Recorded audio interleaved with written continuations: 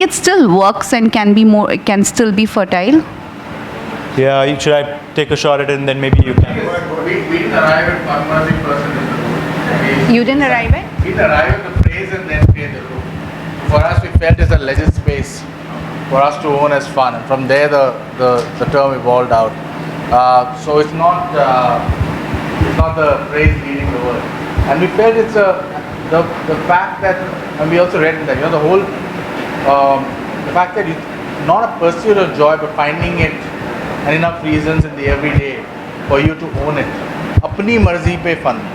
That's what it is, So that's the bit. And for us, words, joy and fun, I tell you why they're interchangeable for this particular platform idea.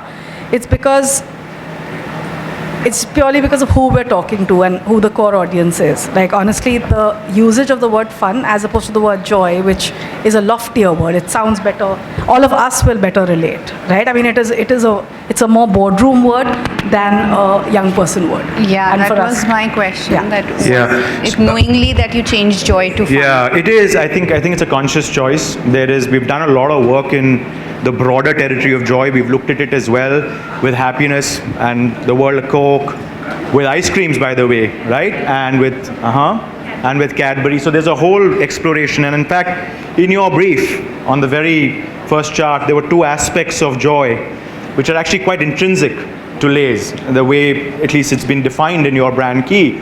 The social aspect of it, that you're bringing people together in that moment, and the word fun. So it actually came from there. It's in the brief, right? And we thought it was important to kind of make it real and bring it as close. The minute you try and our belief is, the minute you try and go loftier and loftier and start to become preachy in the category, it becomes harder to pull down and get in the moment of consumption, which is why if you stay true to the actual experience of the product, which is why it works well with the packs, we think works well with as a kind of a life philosophy and has relevance rather than it sounding, and it's actually a conscious choice because a lot of work in the area of joy is a very loosely defined word. We do think that with your brand, the word fun, we should be unapologetic about it. It's not boredom relief.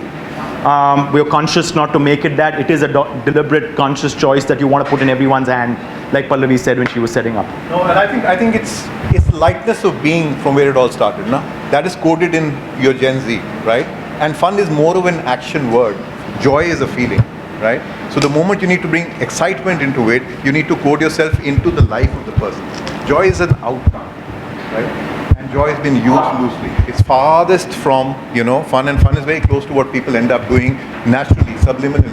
They don't even have to do it. And that's the real insight on Gen Z today. That whatever they do, they add a little bit of tadka of fun to it. No? Okay? They're not heavy thinkers. They don't overthink things, right? So that is better defined by a word like fun than by joy.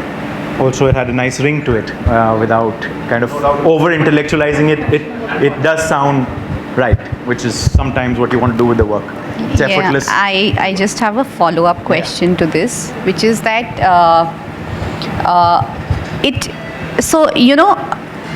in Lay's, I think we are at a point where we would want to now appropriate a space or a big idea which stays for us for long, because that's where the whole problem is, right? You've changed, or there's this brand clarity, etc., which also gets enhanced with continuity, etc. So would you agree or disagree if I said that this sounded more like one campaign idea than a big piece of an idea, or a bigger idea on which multiple years of the brand could evolve? You want to go? We obviously believe that. We believe it can be done. We believe it's a point of view. Yes, it doesn't feel heavy, but there are so many brands that do enduring work 5, 10, 15, 20 years as long as the insight is real and true. I think the question to ask is the anxiety and the conflict real? Of all the stuff that was presented in the strategy, all the work that we've done in Insta and otherwise, we believe it is. We believe the anxiety and the conflict. That it finds its way to the real world and influencers come in and turn that into something. We say, just turn that around a little bit, have some fun marzi. What do? We actually launch on Reels. So instead of going that path, we carve our own. Yeah. So So you basically collaborate with influencers across the country, okay? And you tell them, har kone se length and breadth, and you tell them, here is the song, do your fun marzi to it. Something like this. The product just is. It's organically involved every time you're having a good time, right? So the first piece we have, it opens on two siblings. They're sitting at home and they're watching TV. Okay, now they could be watching anything. It could be boring, it could be fun, it could be whatever. It doesn't matter. They're eating, yeah, they're munching on Lays while they're watching TV, and clearly like full faff session. And one of the brother, basically while he's watching TV, absent-mindedly he's just gawping at whatever's on, shovels some Lays into his mouth, and then takes his hand and as boys do, rubs it on his sleeve. So he leaves a nice little masala smear on his sleeve, and he doesn't much care. He's still looking at the TV, and then he turns around and like just he happens to glance at his sister, who's looking with some amount of interest at that masala smear, right? And he looks at her like, kya, right? And she's also eating, so she's also got some masala on her fingers. Very pointedly, she reaches out and makes another smear on his t-shirt, right? So now you have a little pattern that's emerging, and the two of them look at each other, and it's like this epiphany, and they have this moment of, hey, yeah, not bad, right? Cut to, there's assorted friends in the house, and our man has become a canvas. So he's standing there in the center of the living room, and there's assorted people putting, various masala spots from various packs of Lays, and he's feeling pretty good about it, and in a strange way it's looking kind of nice. No real reason why this is happening, but yeah, feels good. They're enjoying themselves. Mother walks in at that point, has a little moment with her son. She's got a kind of look on her face, and he looks at her and just smiles sagely and bites.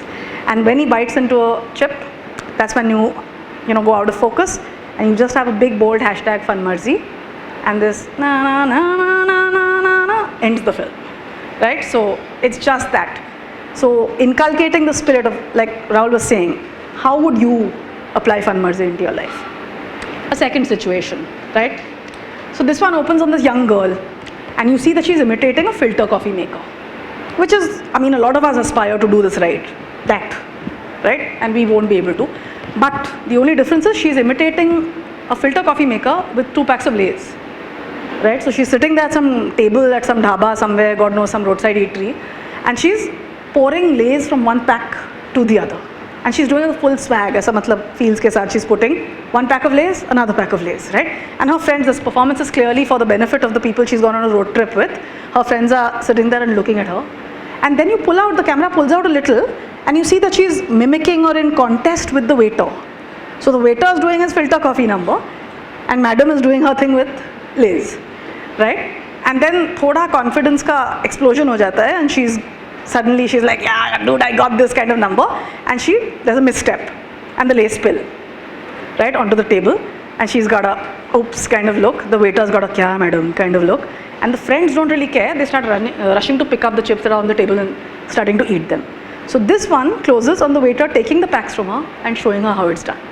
So it's almost like it spreads. It is how it is. There's no reason why you should be doing this, but feels, right? So hashtag fun marzi. And again, the refrain from the song ends the film. Now, how would this translate into variants? Quite easily, we think, because fun marzi it knows no form and shape. So this one, it opens on 3 18-something girls, okay? They're sitting on a park bench, and they're fully turned out. Like a lot of us have a lot of athleisure and don't really practice as much as we purchase. So it's pretty much like that. Ath and leisure has come together. The girls are more leisure, less ath, but they're sitting there on the bench, and they're watching the world go by, right? So you have all these Milan type aspirants who are like rushing by, young, old, men, women, all ages, right? People who are like in the pursuit of a better life and better physical betterment. So as a hafte, there's a lot of people who are running by them. Is happening, right? And these girls are just sitting there and going, wow, like, it's this awe. And then they look at each other, and there's this moment of understanding. And one of them produces a pack of sizzling hot. Cut to. They haven't moved. They're still sitting there. in the exact same pose, still in their athleisure, but now they too are going like that, holding the chip in their hand, and people are like jogging past and giving them this matlab kya chal raha hai kind of look, because they're panting away and gasping away and enjoying munching on sizzling hot. So this one just ends with the only difference between this and the first set, the brand piece, which brings alive the thought of Fun Mercy, and here we're playing off of variants, is that here we'll just voice the variant name, right? So you just have a voiceover that says.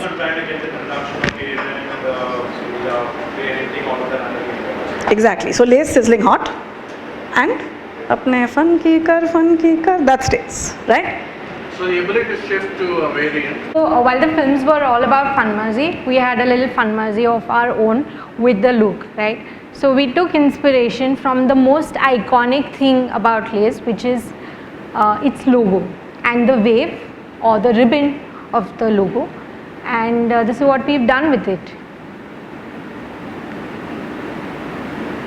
We've extended it to make it a loop of Fun Mercy, a loop of fun, a loop of connection with people, and this is what you will see in the look going forward. And also it's endless. It's endless because it kind of connects back to more dangerous fun, right? So it doesn't stop, it just goes on.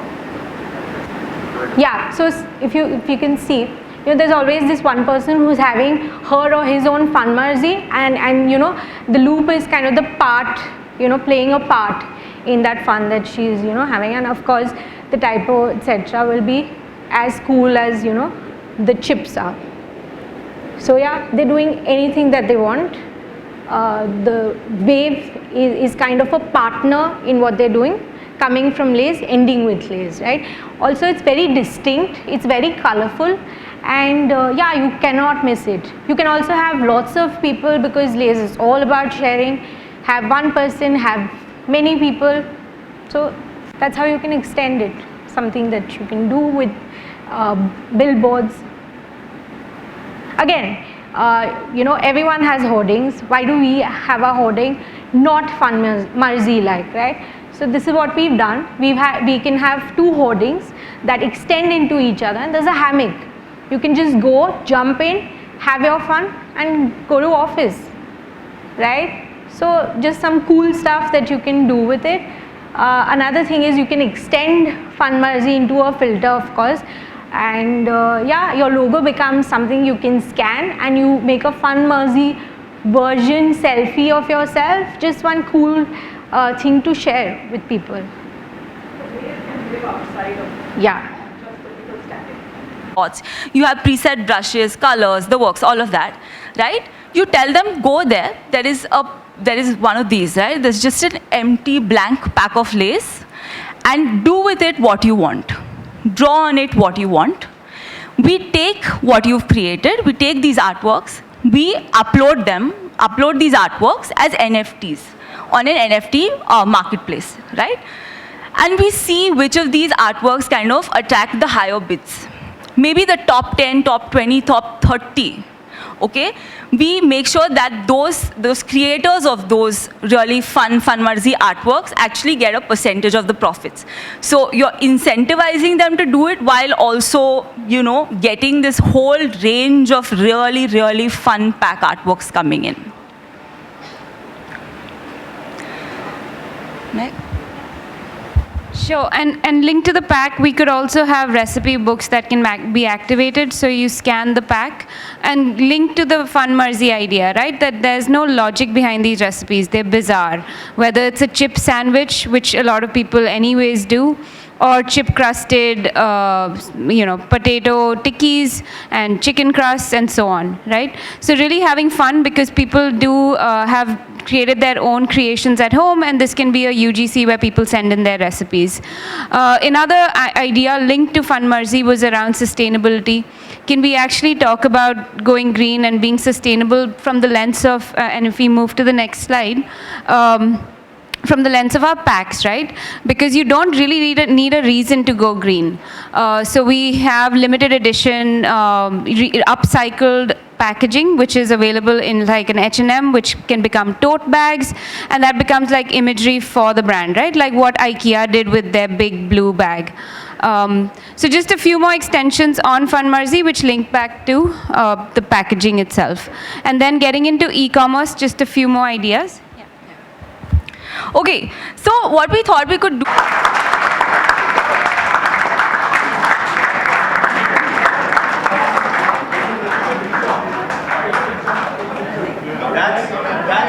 That's 3D printed, by the way. You have to say that. This is a 3D printed thing. That's the story. Yeah.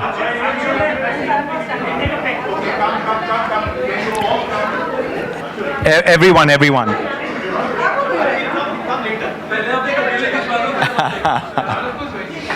Yay.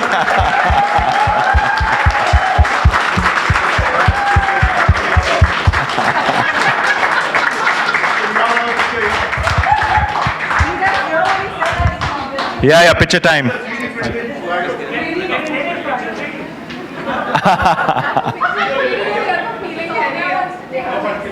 Aja, come guys, do a quick picture. Thank you. Aja, sab. Do the 1 second. Thank you.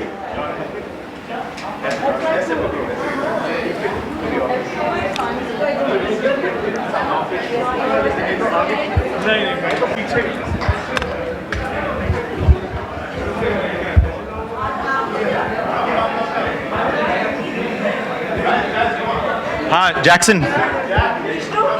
Vishnu, come here. Get in the frame, guys. Yeah, I'll join as well. Happily. Are we posing? We are taking. Guys. Anand, come. Okay, 1, 2, 3. Yeah.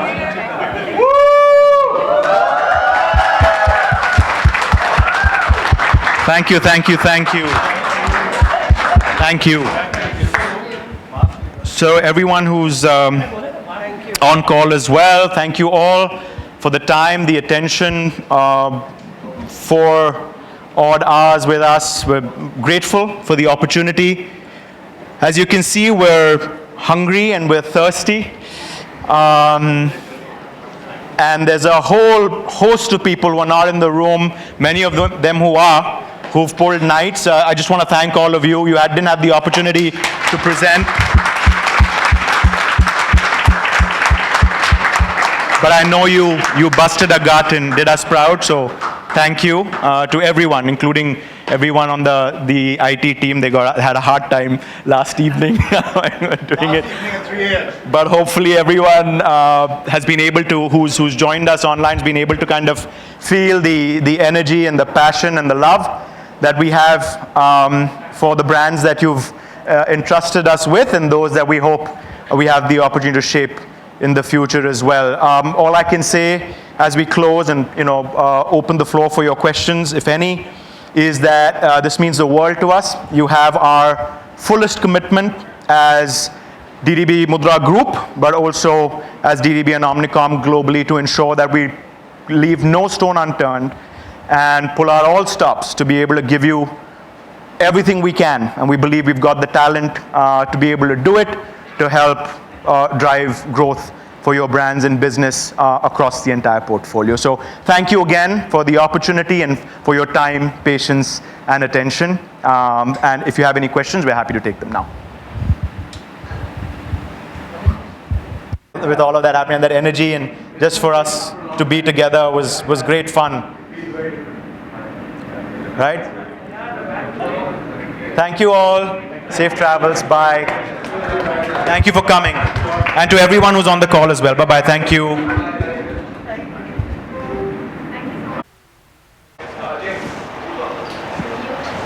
You just go there and confirm, please. I can see your meeting screen as well. Excellent. Thank you.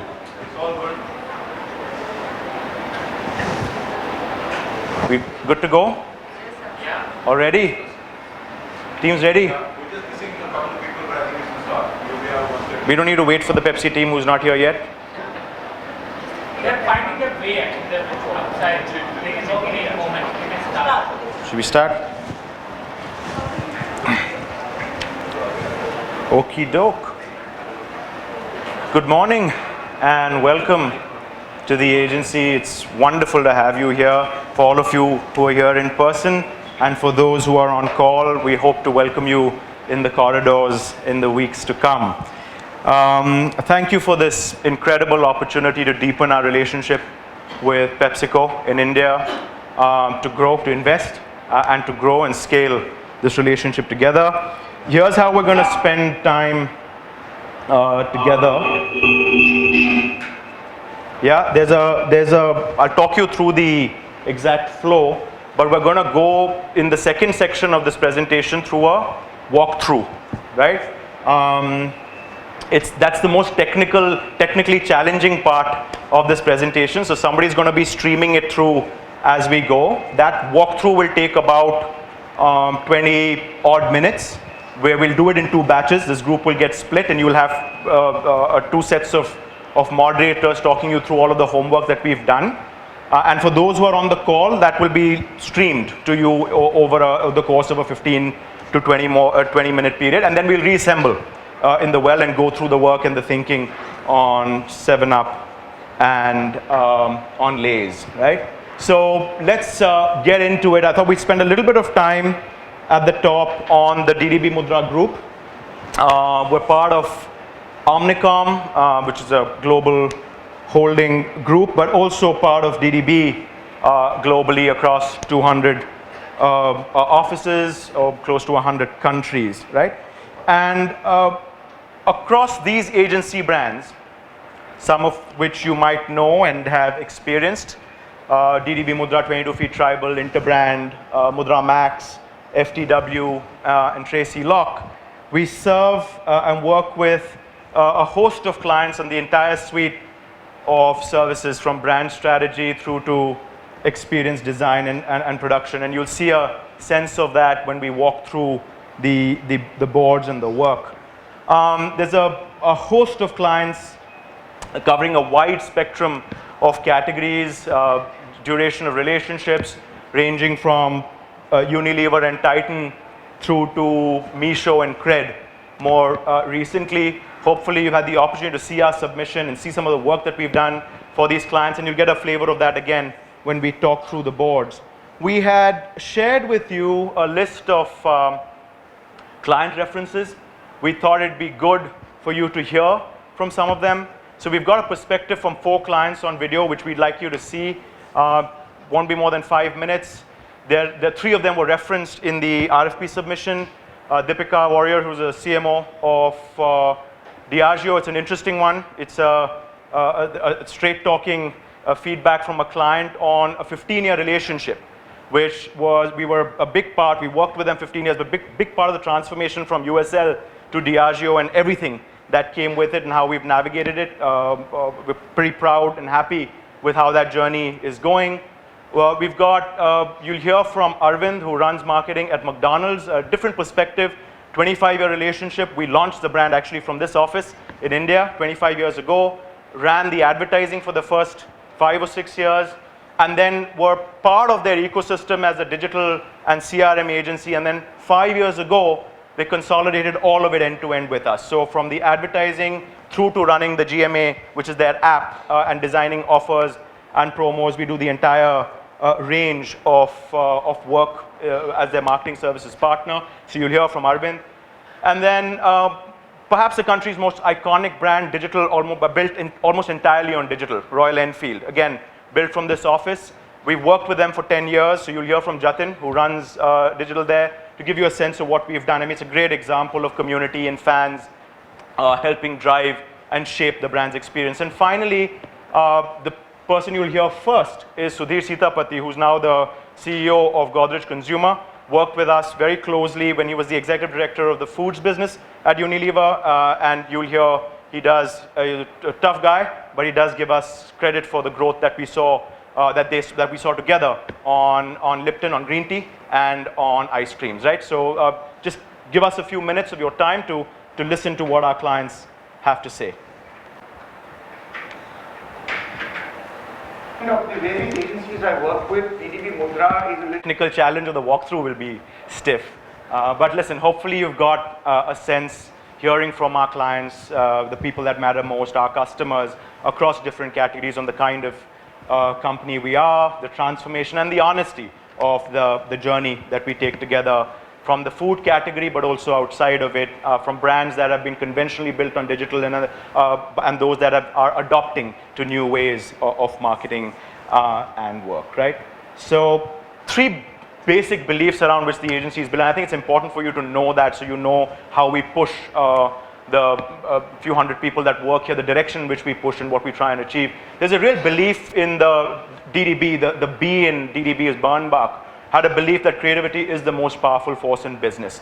And we're devoted to that. That's what we're trying to push really hard on, the belief that creativity drives growth. All of these clients that you see here in some form or the other, we've worked with over time and have validated increase in brand shares, growth in top lines, in the ability to extract a margin, in some cases with Misho, understanding the value of advertising for the first time as they did with us 2.5 years ago. And of course, we've seen how that story has evolved in the last 18 to 24 months. So a huge focus on creativity, effectiveness, and growth. And we've got a phrase for that. It's called unexpected works, which is the unexpected side of it, which is creativity and innovation, but also the focus on what it does, right, in market, which is what the works is about. And of course, with all of that growth on the client side, we're also proud of the fact that we're able to meet a certain benchmark of what industry standard creativity looks like. 2 months ago, we became the first Indian agency to be Agency of the Year for the Asia Pacific region at Spikes Asia, which is perhaps outside of Cannes, definitely for this region, the toughest benchmark for great creative work, right? And that happened on brands, including 2 Grand Prix, on work that quote unquote is real, right? Work on Stay Free, a brand we've built over 10 years, on Netflix, one that we've partnered for the last 4 years, on Battleground India with a piece of film that won Grand Prix, and on McDonald's, which we've talked about a little bit as well. And this kind of a benchmark of what best in class in the industry looks like is happening across Cannes at the Effies 5 years in a row now. We're in and around the top 3 consistently, and pound for pound, which is the number of entries that we put in versus what we are recognized for, we're perhaps the best performing agency in the country. So of course it's creative excellence, but also a huge focus on effectiveness and growth. We're also, new business is a good measure of how much we're being chosen by clients. And again, 3 years in a row, we've been number 1 on R3's kind of reckoning of the hungriest and most successful agencies on the hunt as well. And the same applies to various other award forums, including Cannes, where we've won now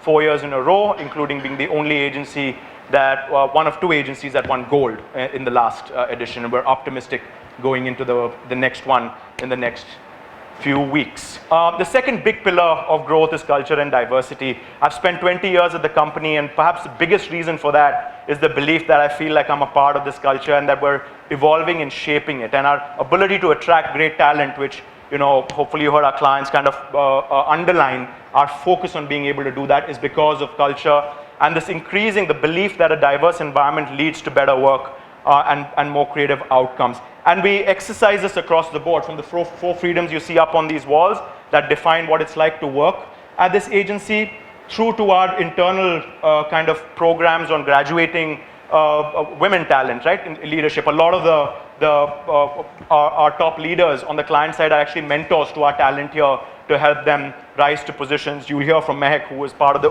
original Phyllis India program and Phyllis Global program, and I do believe it's a big part of what makes us tick as a company. But that commitment also stretches to our supplier and partner ecosystem, right? So the filmmakers that we work with in partnership with our clients, the producers, the directors, the way we cast and tell our stories, which ultimately translates to a certain body of work as well, right? So this is a serious part of what we're trying to do at the company, and you see it play out in the work that we're producing every single day at the agency. And then finally, it kind of reflects in our commitment to the community as well. 3 years ago, we started a project at the agency called DDB for Good. We took one of our most experienced people yanked her out of the day-to-day and helped us focus on sustainability and purpose and an ecosystem that kind of ultimately resulted a few weeks ago on perhaps the largest collaboration in the world on menstrual equity with the Miss Universe organization, Plan International, and a host of other partners in solving what we believe is, in the last 10 years of work that we've done in that category with Stay Free, one of the hardest and most important tasks in the area of gender and culture. And finally, the third belief, which is around a complete radical change in the way in which creativity and work happens today. We learned this 5 years ago with our work on Puma and Suede Gully, where Vishnu was a part of that a piece of work. It happened, we broke, I'd like to believe we broke hip-hop and the underground sound movement with the boys in Dharavi a year before Gully Boy hit, right? With a piece of content where the lines between what the agency did and what our creators did blurred. And I think that kind of taught us a lot about the future of creativity. We'll talk a little bit in the walkthroughs on our work on Johnson's Baby, for example, where, of course, with the strategic agency and the brand agency, but a huge amount of the outcomes and the bounce back on that brand has happened with the mommy influencers and the blogger work that we have done over the last 5 years. It took us 3.5, 4 years to bring share back after all of the difficulties that brand has had. Same thing with Royal Enfield. It's a brand built as much by fans and community as it is built by us as the agency that's designing the digital experiences, and a whole host of other answers, including some stuff we've done for Spotify, which I'd urge you to see. What this basically means is that you've got a group of people who across DDB, 22 Feet, Interbrand, Mudra Max, were trying to skill, whether it's within the organization or outside the organization, these groups to come together in ways that matter to clients. And every client has their own preferred model of engagement. We'll talk about that in the first section of the walkthroughs in a few minutes. But I'd like to believe that everyone who comes here puts their disciplines, their egos to the side to do what is required for brand and business, right? And a group of those people will be talking you through what we're going to share with you. And it's a pleasure for me to introduce all of them. You'll hear from some of them during the walkthrough, some of them in the course of the presentation, and a few that, well, not a few, a whole bunch of people who spent sleepless nights who aren't on this chart across the country to help put this together. And I'd like to thank all of them for the work and the effort that we've been able to put in front of you. Rahul Matthew, he's somewhere here, I'm sure. There he is, sitting at the back, our Chief Creative Officer. Everyone on this chart has, between 10 to 15 years of hardcore, either cola experience or food experience. Rahul's done a lot of work in his old McCann days. He's been with us for 8 years, but prior to that, spent time on Coke, McCann for many years. Wonderful creative person, and I don't think any of the stuff that I've shared with you would have been possible without his leadership. So he's in the room. Ashu, again, an old seasoned veteran on the PepsiCo business. He came in here 4 years ago to be part of this transformation. And one of the dreams was to be able to deepen our relationship with you and for him to kind of reinvent himself professionally as we go with the organization in that journey with you as well. Venki is here, you see him there. Again, spent a lot of time in the category in the region. He came back in from Singapore 3 years ago after 10 years in that market, so knows a little bit about what's happening with data and CRM in slightly more advanced markets and has worked in the category extensively as well. Fraz is in the room. Somewhere maybe, oh, there he is. Again, you know him from his work in this market, but also done a lot of interesting work, whether it's on Meesho or Big Bazaar, which I think is relevant to our evolution and our future as well. Anand Murthy is in the house. There he is. Besides his time here, he's our head of strategy on brand. Besides his time here, he's also slept with the enemy with a lot of time with Sprite in his old Ogilvy days, but of course decided a year and a half ago to come help us shape our strategy product. Meg Jenny, in-house Phyllis grad, Delhi girl, she spent almost a decade and a half at the agency, coming through the ranks, and now leads digital strategy after a stint on the advertising side, because we believe that that's a gap that needs to be filled in the way in which the agency functions. You'll hear from her as well. Vishnu, the much loved creative leader, again spent almost a decade at the agency. Understands, and he's here, you've seen him in the context of Stand Up, you'll see more of him in the context of Stand Up. He understands the culture in which the brand operates and is a huge part of what we're trying to do in the organization. Pallavi is sitting in there, prepping her notes for Lays. One of the country's most exciting creative leaders, again, joined us a year and a half ago with experience on Pepsi as well from her days at Taproot. A big part of what we're trying to achieve with the group. And Anirudh, who's been putting all of this together. There he is. Who I was giving slight dirty looks to when the videos weren't syncing. Thanks for that. But he's really, so he's kind of anchored this whole effort to put everything that we have together. So this is what we're going to do as we go through. You're going to see, we've gone through the agency credentials. We're going to break up into 2 groups so that the logistics of it are easy. For everyone who's on the call, Jackson is going to try stream it on his device. We've tried it like 10 times. And hopefully it'll work again. So we'll split into 2 groups. Ashu, Venki and I will talk you through the global and local connected network credentials, talk you through some of the capabilities that we want to bring to the table, and our experiences both in India and abroad, including the very real work we're doing, some of it messy with many of our clients here, which we think is relevant. And then Mehak, Anand and Anirudh will talk you through this set of boards, which is the work that we've done using tools across quantitative studies, listening, ethnographies, market visits, to kind of generate a deeper and fuller understanding across culture, media, and the kind of psychographic aspects of what we've got to do on Lay's and 7-Up in particular. And then we will switch the 2 groups, and we'll spend about 20 minutes talking through that. And after that, we'll all just sit down and go through our work and our thinking on the 2 briefs, right? So if that's okay, I'm going to kind of unmic now, and if you can just go back to those 2 groups, identify yourself. If group 1 can just follow me to the entrance of the building, and group 2 just stay here, and we'll swap places once we're 10 minutes into the presentation. I hope everyone who's on the call is still with me, and that if you've got any technical problems, just give us a shout so that we can check on things going smoothly. Hopefully it's all going okay, right? So see you. And then for those who are on the call, there might be a 2 or 3 minute lag when we settle back in. So just bear with us when that switch happens, right? But we should be fine. So thank you, and let's proceed to the walkthroughs.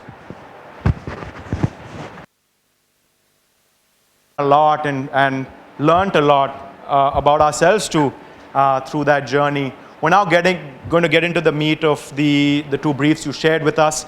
On these boards here, and I just want to confirm once, Ajay, that everyone who's on the call can hear us and see the deck. All good?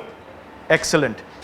They may not be able to see those 2 charts there, which all of you, if you could just swivel around, there's a 7-Up market research board and a Lay's market research board. All of us have spent time in market. We're going to start with 7-Up and talk to you a little bit about that. It's been an energizing few weeks because it was great to have the option to go back into market with your brand and with your customer. I spent time in TN over the course of last week and learned a whole bunch on the incredible strengths and equities that we have as a brand, or 7-Up, on the ground in Tamil Nadu, but also some of the challenges, right? From the historical equity of the paneer soda flavor, right, which is an interesting explanation for the success of the clear category and for the love for 7-Up, through to the visibility of 7-Up in that market on the ground with the efforts of your sales team to drive both mental and kind of physical availability from Mylapore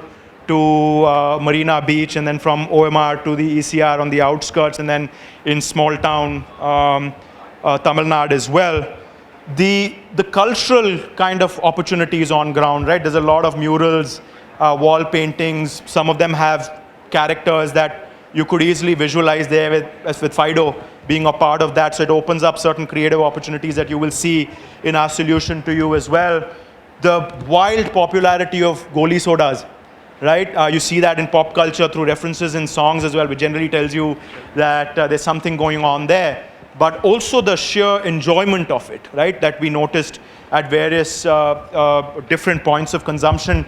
The assertion of local identity, whether it was in the branding of Goli sodas as Jallikattu or Madras, for instance, which kind of again gives you an insight into what needs to happen there. And basically for us, a recognition that we need to go a little bit more culture out in the work that we're doing on 7-Up specifically.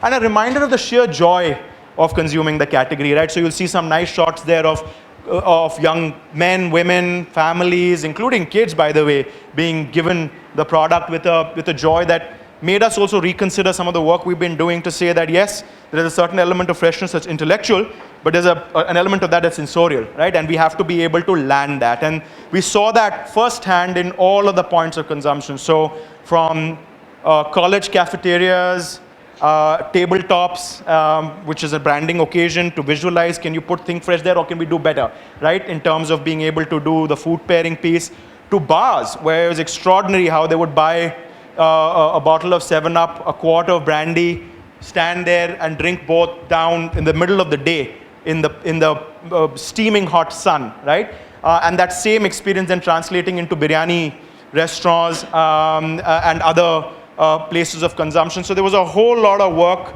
that we recognized outside of large format and Kirana's also around food and consumption. And then importantly, that the reputation of 7-Up, because they clearly have it, right? What your sales team calls B brands, which are basically local brands, are often bought at point of sale as the 10 rupee 7-Up on the green bottle, which was quite interesting that you would ask for it like that. So clearly there is some equity which admittedly in the last 2 months in particular hasn't translated into the kind of momentum in volume that we want to drive. So all of this thinking and that experience from being in market has kind of fed the work and the solution that we've brought to you.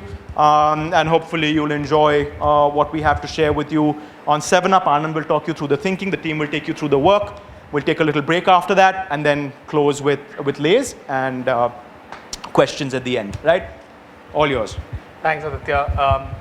If in the duration of this presentation you find me slipping into some kind of a strange South Indian accent, it's just going to be me doing my thing when I'm talking about parts of my native territory. So pardon me in advance. This is a tough one, I have to say, right? Because there's an inertia that I come with. I've worked on, actually maybe it liberated us also in equal measure. I've worked on Sprite a decade and more back in a previous life. And when you look at the challenges that faced Sprite then, when you look at the challenges that face 7-Up now, when you look at the kind of work that's cut out for us to do, there's a lot. And so first of all, a hat tip to Vishnu, Fraz, Rahul, the entire team, the creative team sat back there for the incredible amount of work that you're going to see, because it's a huge amount of work that we're going to take you through. I used inertia specifically because there is a recognition that we've worked on this brand. A lot of the thinking has been ours on this. And so when we're faced with tackling a problem, how do we go about it? How do we crack that problem, right? How much do we allow ourselves to move? And actually what we did was we said, listen, let's just free ourselves completely and try and take a good hard look at what we are doing, where we are, what the challenges are, and then let's craft a way forward from there, right? So very quickly, without further ado, jumping into the brief, there were actually 5 big questions that the brief sort of encompassed. The first was, before we even get into the 5 challenges, a recognition that we are a strong dominant player in the South. We will get to what consumers are telling us in the heartland of Tamil Nadu as well, because there are certain changes and certain movements that are happening even as we speak. Sprite is an out and out leader in the North. In fact, as I have mentioned to you during the walkthroughs, when I was in Ogilvy, the rule was TN off limits, don't even touch it. You can't go there, it's 7-Up's territory, just stick to what you do, which is not, right? Don't even try. I also remember doing a research in Chennai where suffice to say our entire creative idea was decimated by the teenagers in the South. It was something of guy and a girl and guy trying to do something with a bottle of Sprite to get the girl's attention. And the entire idea was a blind spot, because they said, how is he playing with the lights? Who gives access to a fellow in building lights? This is a violation of security norms. So I have those memories fresh in my mind in terms of how the Tamil viewer generally tends to see advertising and creative concepts. We're at a 20% market share, and we're facing, like I said, some key issues to solve for. One, first and foremost, driving volume growth, acquisition. How do we move beyond? Now this is an interesting one. Functionality is important. You can't wish it away. You can't say we need to dilute it. But how do you ensure that your functionality gets a form, a manner of visually coming alive, sonically coming alive, that also makes people sit up and take notice of you when there are a bunch of options open. If anybody's heard and seen Rowdy Baby, for instance, Goli Soda is now a cultural property. It's no longer just a beverage that you have on a hot day. It's almost an adjective that you use to describe another, right?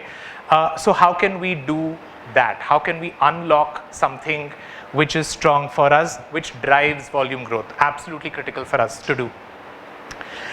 Two, if you look at the clear category, yes, it has greater permissibility when it comes to the CSD category in general. However, lemon lime, citrus zest, clear drinks on both sides, green bottles on both sides, there's almost a sense of, are we a category of clones?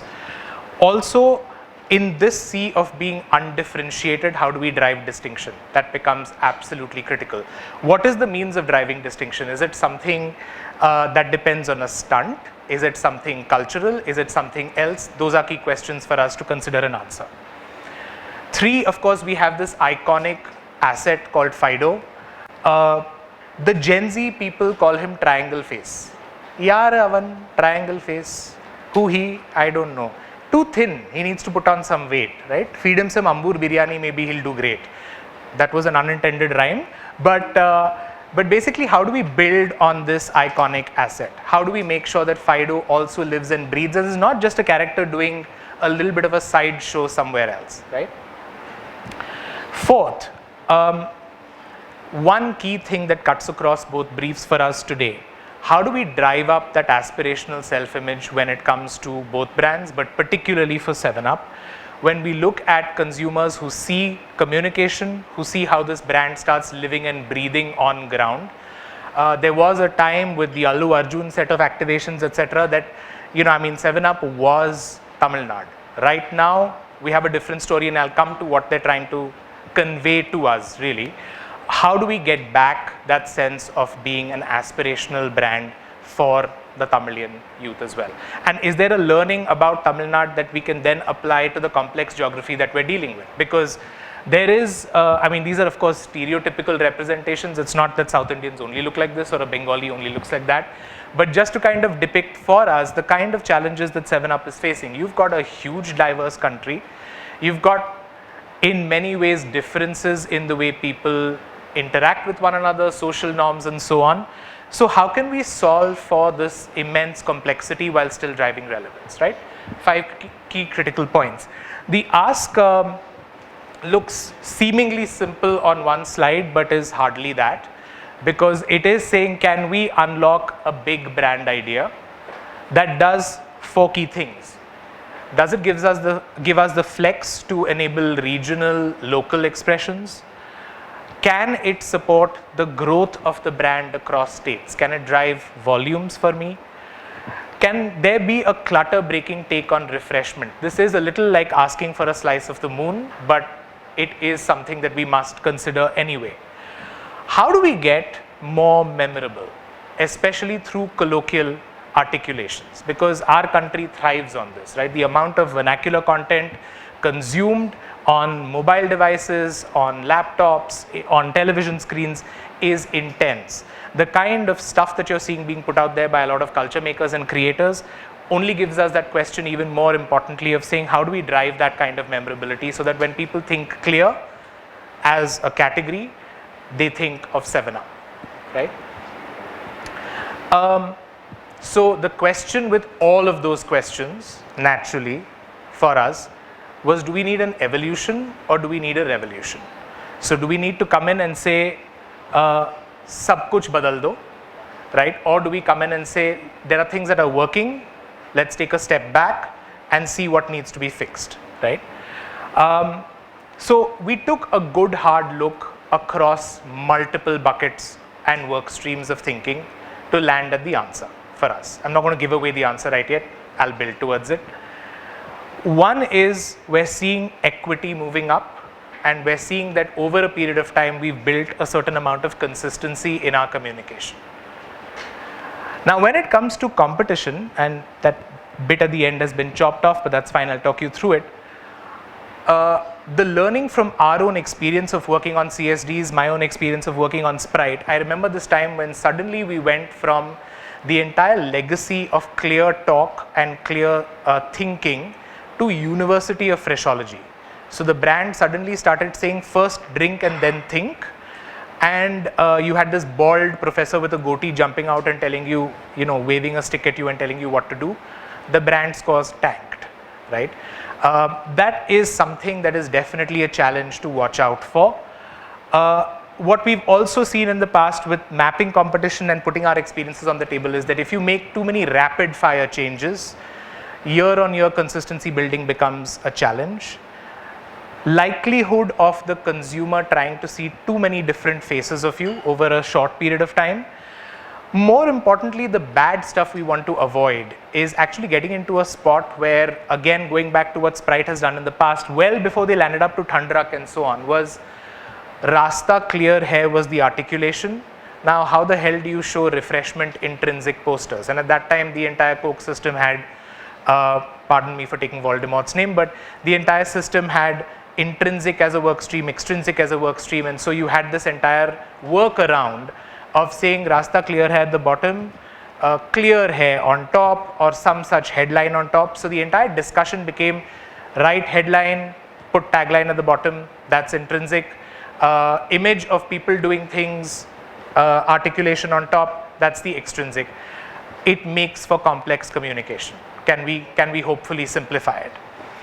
What's good is, and we're seeing that being built on Sprite, we've seen that as a legacy of 7-Up as well.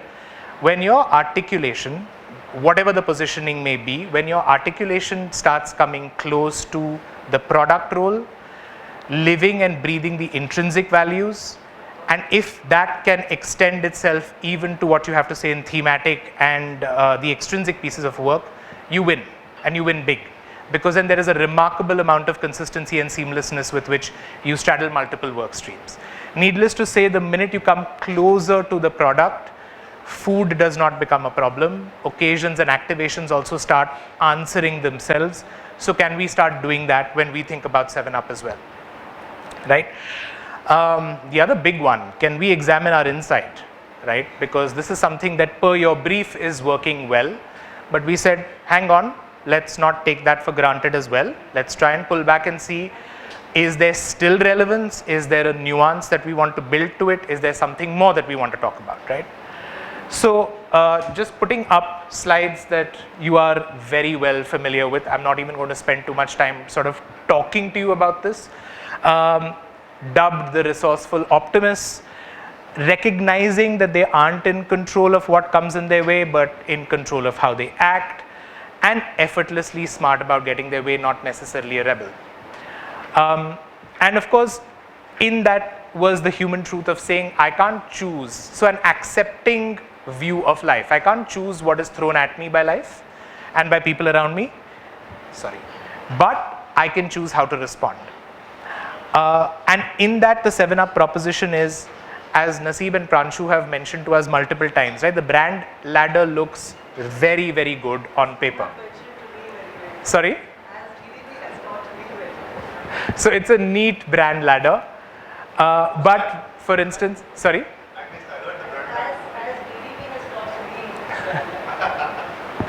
So you've got citrus refreshment, sparking fresh thinking, helping me flip life's curveballs, right? Does this lend itself to easy comprehension? Are there too many layers? Do we possibly examine this, or do we nuance this? Are key questions. Now, before we searched for easy answers, because we like making things a little difficult for ourselves, we said, let's just zoom out of all of this, right? Is there a 30,000 foot method of understanding, first of all, culture and society? And then can we start deep diving into the kind of cohort that we're talking to, right? So one of my favorite models and one of my favorite people, but Salome Schwartz and his theory of universal human values, right? Broadly two sets, right? At the bottom, self-enhancement and conservation, you have anxiety-oriented values. So this is stuff like, I have to go to the temple because everybody in my family goes to the temple. I have to wear a crisp white shirt to office because I cannot wear anything but white. If I wear black, if I wear pink, oh my God, they're going to think I'm strange. Or I'm a man, I need to have a goatee, or I need to have a beard, or I need to have a deep baritone voice, or I need to have a certain kind of physique because that's the dominant code. Why is it an anxiety oriented value? Obviously, I'm struggling to conform, so it's important that I do. On the top is, as they would say in Tamil, nera opposite, growth oriented values, right? So here is where you start seeing people say, wait, hang on, who am I? What am I about? Where is my space and my place in this world? What do I want to unlock for me? How do I see the world? What do I want to preserve? What do I want to destroy? All of these become important questions. And this is just sort of a rundown of the values which you will find universally, right? It doesn't matter if you're in Tahiti or if you're in Nicaragua or if you're in Ecuador or wherever you are, you will find these values being reflected. The simple premise is this: as individuals, I mean, if there's Pallavi sat in the room very thoughtfully going through maybe the LACE presentation, and if we compare notes, we're going to find that we converge on certain values and we diverge big time on other values, right? But when you start aggregating to a city, to a nation and beyond, you're going to start seeing things beginning to come together. Little trends that you start finding interesting. Little quiz to break the monotony and the flow, but any guesses as to where we might be right now? Sorry, as a country. Sorry? Achievement? Tradition, security. Self-direction. Phrase has gone to growth-oriented values, that's fantastic. Okay, achievement is dominant, right? So when you look at the residual narrative, what becomes interesting is that, and you will see various charts also doing a little moving trend of where countries are. Needless to say, with things like the kind of seismic events that are happening across the world right now, you will see anxiety still prevailing in many countries. Southeast Asia is never going to get out of conformity and tradition easily. So they've always been there, right? They've always been stuck on hierarchy is important, men are important, emperor is important, the religious order is important. With India, the residual narrative is along conformity and security. What we start seeing in a lot of research is that the dominant narrative is power, achievement. Mind you, it's social power and achievement. So ages back for a Unilever Singapore assignment, the unlock insight was I stand out to belong. Now that's an example of the dominant narrative being absolutely critical, right? I don't want to stand out because I'm my own person. I want to stand out because I actually want to fit into this larger universe. And what we're beginning to see interestingly is, I mean, look at hedonism, stimulation, self-direction. So Fraz has transcended this entire bottom spectrum. You will find that as far as younger audiences in India are concerned, and I think the interesting thing about this is, with a country as vast as India, you're not going to find everybody lumped in the same bucket. The minute you start going urban, the minute you start going younger, they're on this journey, right? They're not there yet, but they're on that journey. Now that's an interesting thing to understand, that you've got people saying, wait a minute, can I just seek pleasure? Can I look at varied experiences for myself? Can I get into self-direction and unlocking an identity for myself, not dependent on what people think of me? Can I? You see that coming across strongly with respect to the Instagram work that we've also done with young teenagers, right?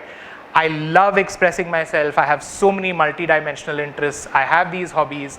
I want to go out and do, but little doubt, little niggling doubt.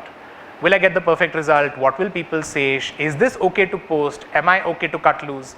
These are questions that even young people grapple with, right? So that's an interesting thing to... 1-3? Done. So, yeah.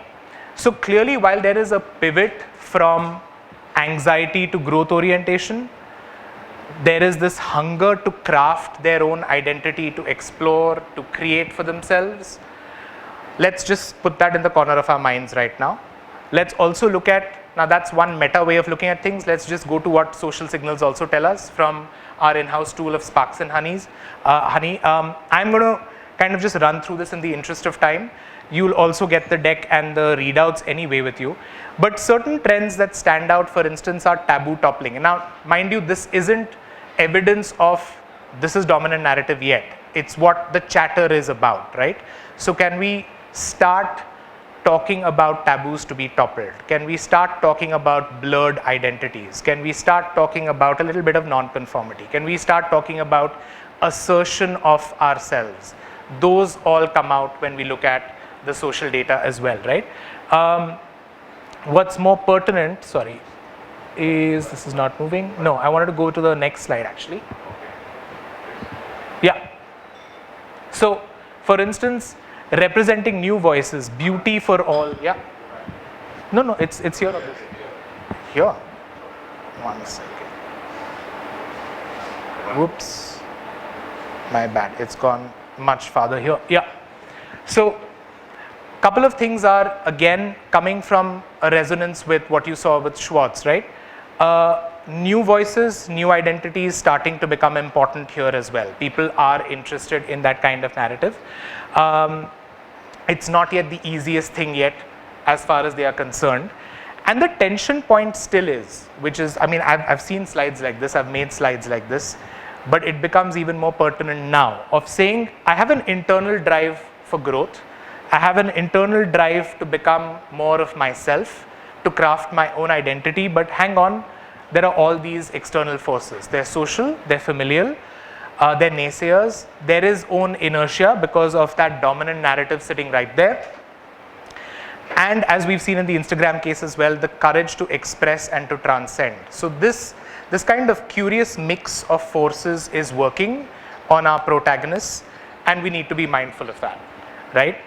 Now, specific to Tamil Nadu, it's not surprising, therefore, that these are the icons that they, or rather Karnataka also thrown in here, these are the icons that come up. Dhanush, Yash, Arivu, Dhi, ARR of course, Hip Hop Tamila, right? All familiar names to many of you, I'm sure.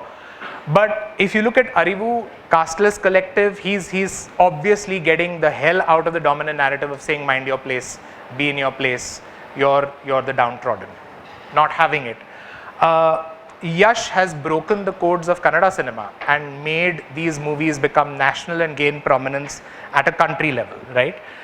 Dhanush is, interestingly, 7-Up loyalists say Fido is Dhanush, Dhanush is Fido. There is a similarity between the two. These are irrepressible creatures who are extremely important to them because they represent this sort of crazy force of refreshment, if you will, that's constantly on. Key question for us is, can 7-Up embody this sentiment? The minute you start doing this, you're getting to an interesting place as a brand, right? Seen in this context, our submission was at an insight level, we're still in a good place. There is no need to dramatically change things as far as the insight is concerned. How can we simplify things, and life becomes an important matter to consider, of course, right? Now, if we just focus on how they respond, just in the manner of responding, what's really interesting is the kind of zest and force that the responses are beginning to pack as far as TN is concerned, as far as South is concerned, as far as India is concerned. I'm going to play just a couple of these, but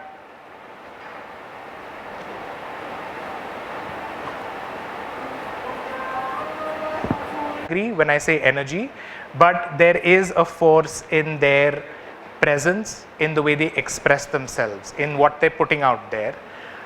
The key question for us was, is 7-Up reflecting that, right? Is it embodying that? As a product, culturally, is it doing it? Key question. So we said, we feel evolution is the answer, but certain important fixes for us. Oops. Sorry. 1 second. Yep.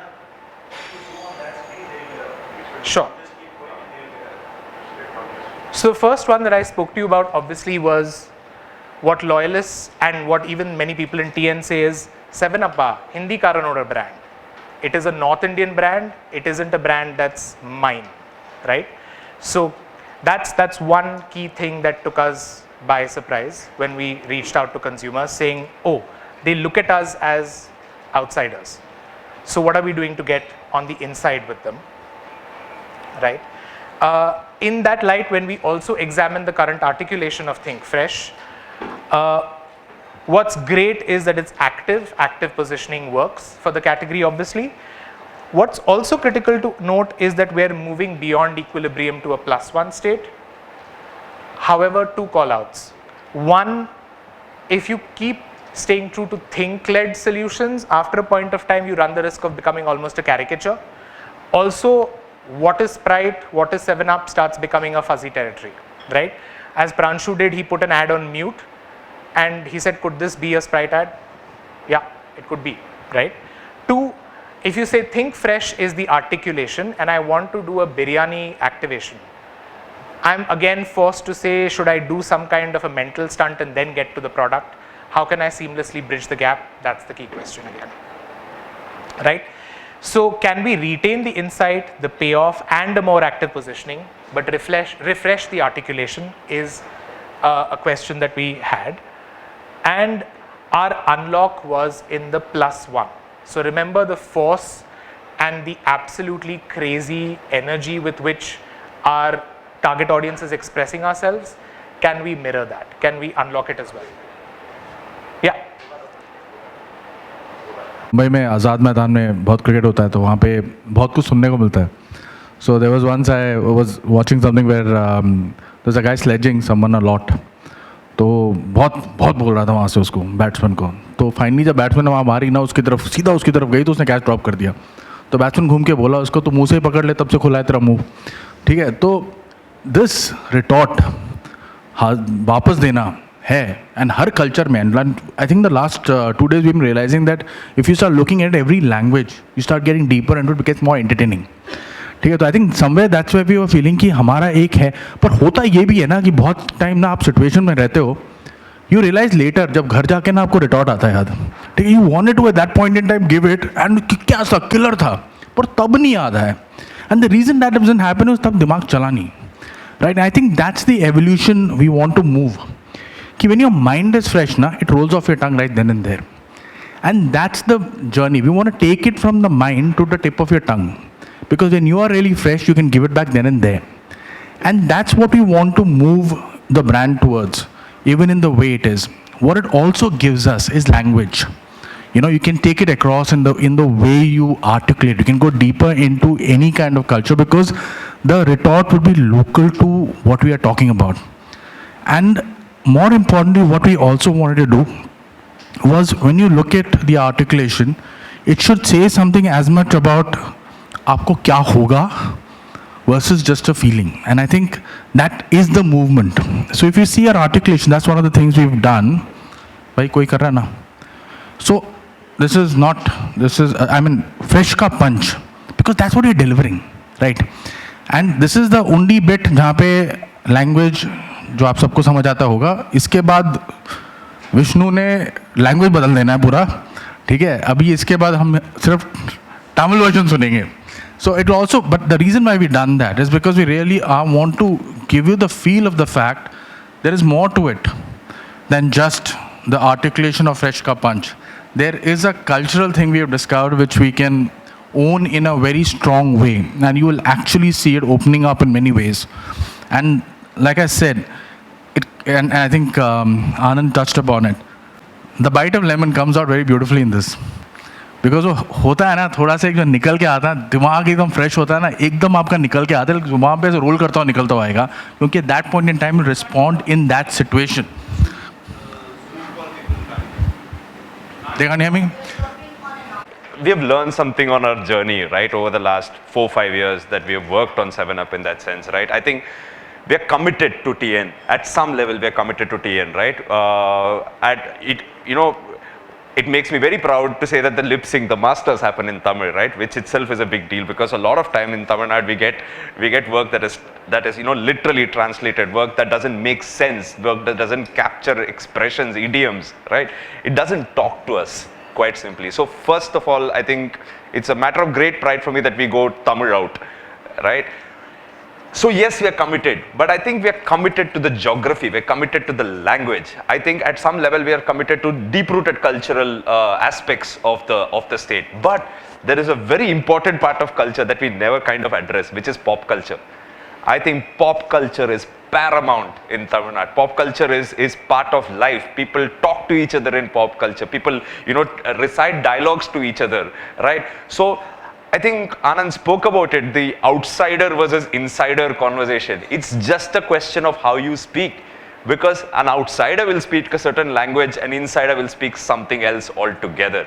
So when we said Fresh Ka Punch, right, we found like a cultural phenomenon, right, a cultural phenomenon that exists in Tamil Nadu, that exists in the rest of the South, minus Malayalam, but of course there, this thing is completely different, which is something called the punch dialogue. It is a dialogue that is delivered with swag, it's a dialogue that's delivered with attitude, and it is that retort that Rahul was talking about. Every single movie has one. It has a moment where the hero is provoked and he always responds. A punch dialogue is never like a first statement in that sense. A punch dialogue is always a response. Somebody says something, you respond to that. Here is a list of some of our favorite punch dialogues, at least. Go for it.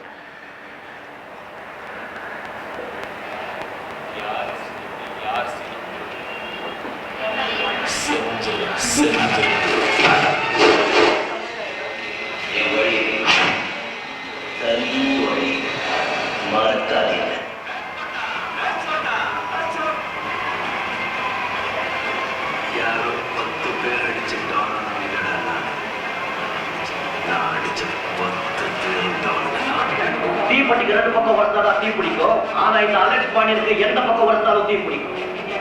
என்கிட்ட இந்த ஒருத்த வேலையில வச்சுக்காரு. போட்டோல பார்த்துருப்பேன், சினிமால பார்த்துருப்பேன், டிவியில பார்த்துருப்பேன், ஏன் வீட்டுல கூட பார்த்துருப்பேன். காட்டுல நடந்து பார்த்துருக்கியா? வெறித்தனமா தனியாக வேட்டையாடி பார்த்துருக்கியா? ஓங்கி அடிச்சா ஒன்று வெயிட்டா பாக்குறியா பாக்குறியா? கண்ணா வண்டிங்க தான் கூட்டமா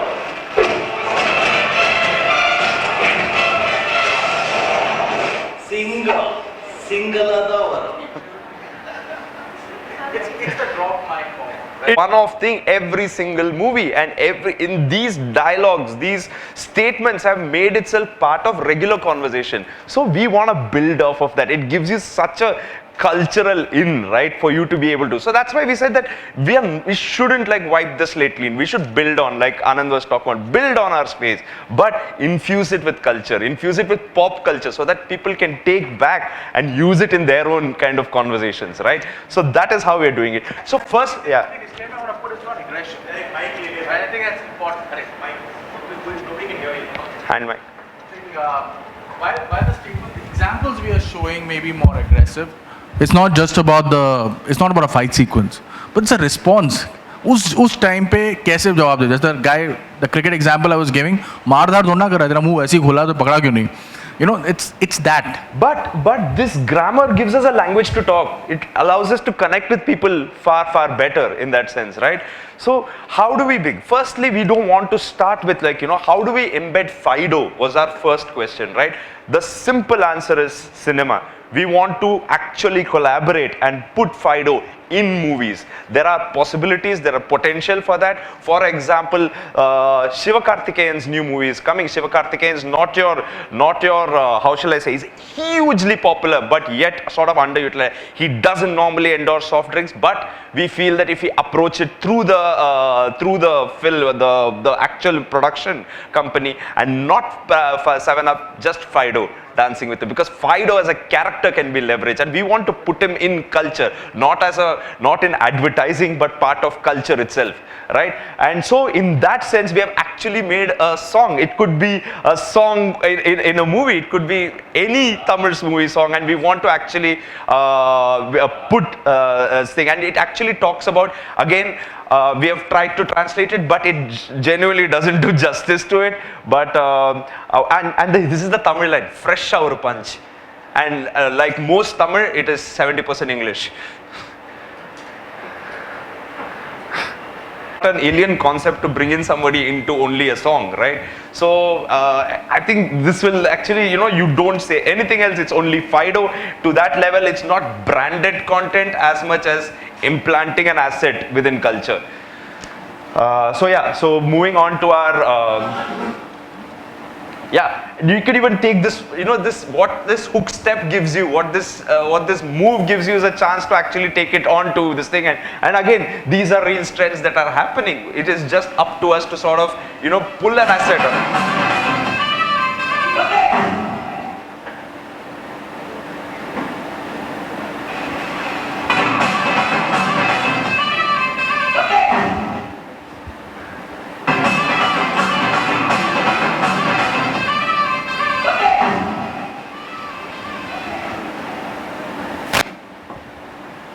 Just simple things, but it makes such a big difference when you're seeing this all around, when you're hearing the song from a movie, when you're seeing this real trend happening. It just becomes a little more than advertising. So, which brings us to our thematic, right? Like Rahul was saying, there are a couple of things that we have added to it. One is, of course, the element of the punch dialogue, the cultural sort of booster in it. The second is we have taken the refreshment and very clearly clarified it and brought it to the whole punch conversation, because refreshment is important. Third thing is the occasion. The occasion that we are setting it has to be both sort of cultural, at the same time it needs to also bring out the whole refreshment cues, right? So that first film, it comes from this, again, cultural phenomenon of sort of street cricket in Chennai. Street cricket is very, very serious in Tamil Nadu, right? You have tournaments, local tournaments happening, like Ashwin would play for a tennis ball tournament, right? That's where he kind of honed his skills. So that's the kind of level, and there are movies made about it and so on. So we have our team, which is the whole ragged band of misfits, so to speak, where Fido is one of them in that sense, right? And there is obviously the intimidating sort of opposite team. So our team is fielding. So the man, the huge rude batsman walks in and already has like full disdain for everybody on the field, right? And he comes in and he gives one dialogue, which is singala vandirukku, because the lion has come alone, which is the whole Shivaji dialogue, right? So then he comes in and he starts hitting, right? It is brutal. He is literally hitting 6 after 6 after 6, and our people, obviously our team is chasing after the ball and they're exhausted, right? So that's when the drinks, and he's still smirking at them all this while, taunting them and this thing. So the drinks break happens, a little huddle, and there's a cooler there, and they pull out the 7-Up. You actually focus on the thing, and you see one of our protagonists drink it, right? Fido tosses it to him, and they drink it, and you see the whole, we have our certain grammar to it. So we see the sweat, we see the liquid go in, we see this thing, and we see literally like a splash, a punch of freshness hit his face, right? And the eyes open, and suddenly he has an idea. Right, you're very clear about it. So then they look at each other. We don't say what is happening. They just look at each other. They have a plan, and this again borrows of real instances happening in cricket. You have seen it in actually international matches, but it is a big feature. If you look at Ashwin mankading somebody, it actually came from tennis ball cricket in Chennai, right? So it's not a big deal. So people actually think on their feet. So what happens is this guy is still smirking at everyone. He's full cocky, confident like that, right? So the bowler comes and bowls. Fido, who's the wicket keeper, just pretends to miss the ball, right? And he points behind, like how when you miss the ball, he points behind, the slip fielder points behind, and the third man is running, the guy behind is running after what seems to be the ball. So our villain, our antagonist, thinks like, he's just smirking, he's literally running backwards laughing at these guys, when suddenly Fido pulls his hand up and the ball is in his hand, right? and then he knocks off the stump. The team goes chair, and as the guy walks back, they call him, excuse me, types. When he turns around, their retort is single kuda edukka mudiyala, which is the Singam couldn't even get a single, right? So which is like a play on his own line that they throw it back on him, and that's when the crowd got, and we want to put literally like a mass moment like this deserves applause. So we actually want to put like a audio of applause on it, right? Like literally like whistles fly and stuff like that. And we see them drink 7-Up, Fido and our protagonist drink 7-Up, and the voiceover says, 7-Up, fresh sour punch. And in a way, it's also what the burn moment, which is big in the youth, right? That one moment where you burn someone. It's that, and that's what you want to kind of own with the work. Yeah. The second film again comes from a problem that anyone in Chennai or anyone in Tamil Nadu is familiar with, which is the problem of huge cutouts, right? Outdoor is banned in Chennai because it was being a blot on the landscape, right? And Tamil Nadu. But somehow these cutouts still exist. They have no respect for where they're putting it, who they're affecting, and all of it, right? So again, this film opens like on a balcony, right? So literally the Fido and our hero are in the balcony, they're in the house, and it's hot, right? It's hot. But around that evening, a sea breeze starts sort of blowing, right? And they're actually and they stand there, and like literally there's relief on their face as the sea breeze starting to hit, right? That is when one huge cutout literally gets eclipsed, right? One huge cutout comes, and they're like, what the hell, what happened, right? So they go there, and you see them come downstairs. So these cutouts are never put up by leaders, right? It's put up by the acolytes in that sense. So they're all like, okay, get out of the way. So our hero looks at Fido. Fido looks at the hero. Fido pulls out a 7-Up and gives it to him, and he looks at it. He takes a huge sip, and you have the same moment, like I said. He tastes it. The liquid hits the lips. You see it go down the throat, and you see a splash of freshness. Literally him getting punched by freshness, and the eyes open up with an idea, right? So Fido looks at him. They both know each other, right? They both know what the other is thinking. So literally he takes out our hero's phone from his pocket and gives it to him. So then what happens is he takes it, he puts an Insta filter on it, right? And really funny things start happening. Can we? So this is what starts happening. So this is literally doable.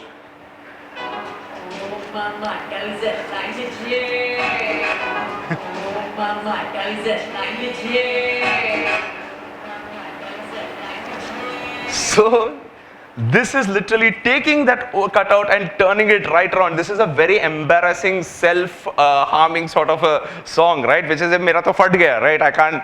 So that's what it means. So you literally take this and he Consumption as well, because emotes are all paid. Like you have to use your coins, you have to use currency in some form. So you actually incentivize consumers through emotes. Yeah.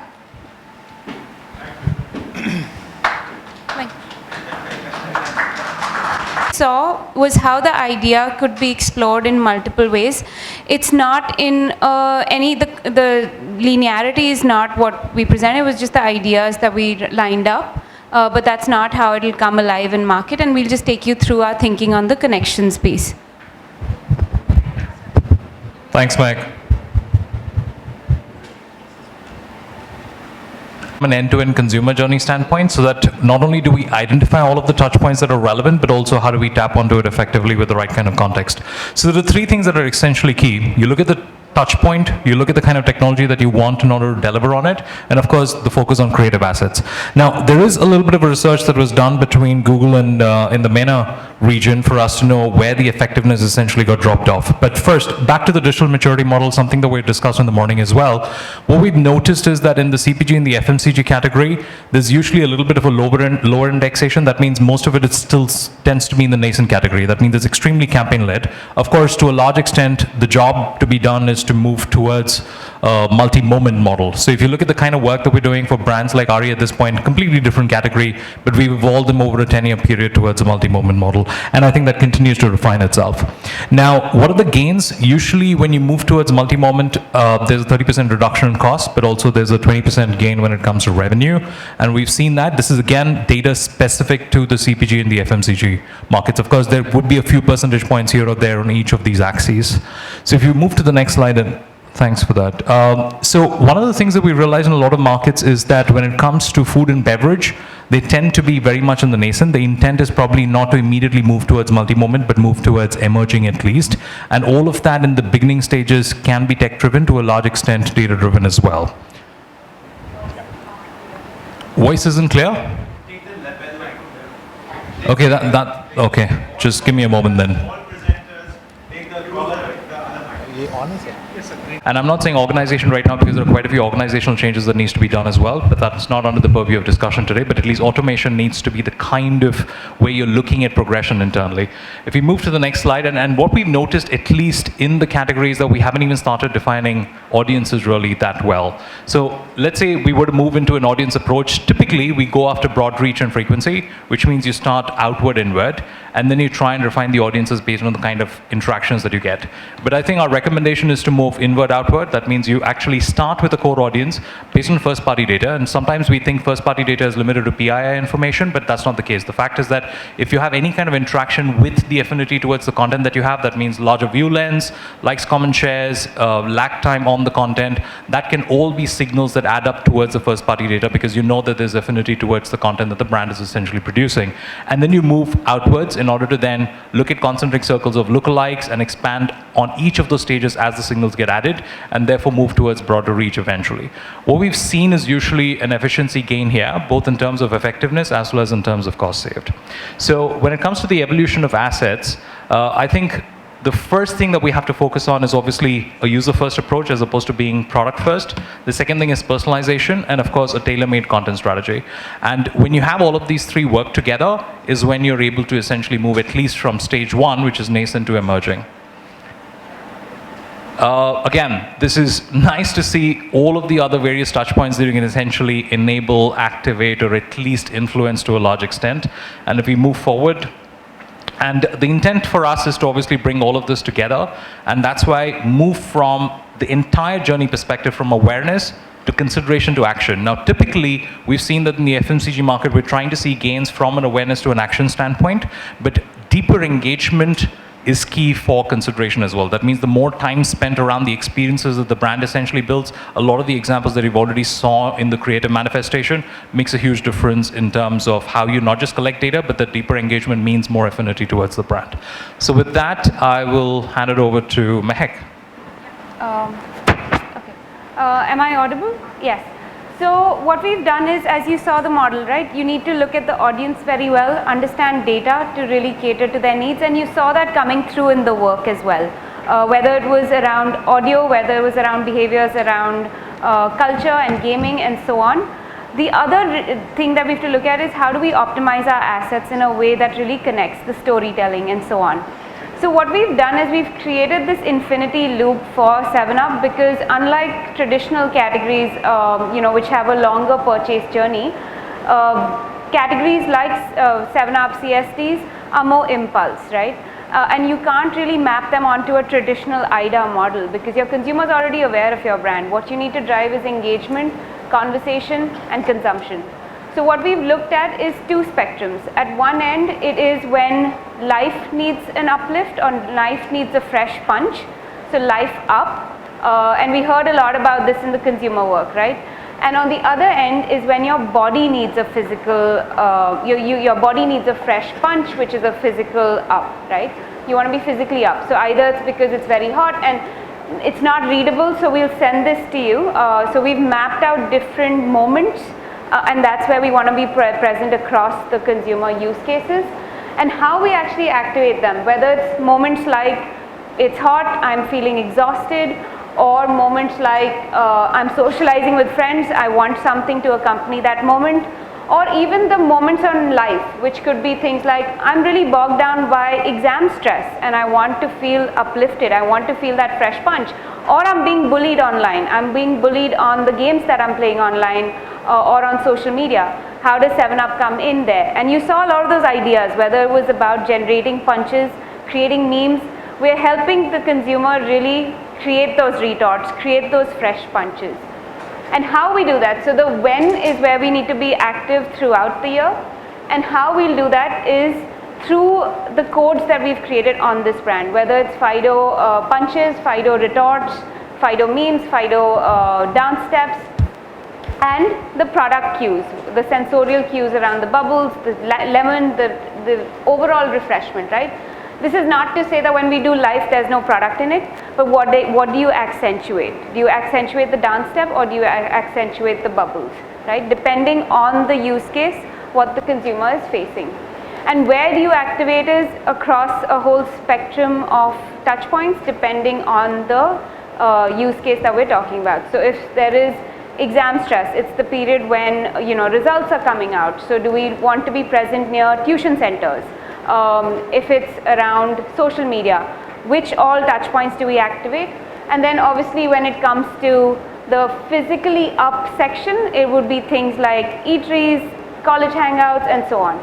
So the way we've looked at the connections plan is looking at what data is showing us, looking at the kind of behaviors that are playing out for our audiences, and then making sure that we have a role to play in all of them, whether it's coming up with a retort which is more life-led, or it's a retort or a punch which is more physical, which is about an actual physical uplift. And that's really how we wanted to sum up. Let's not say that 15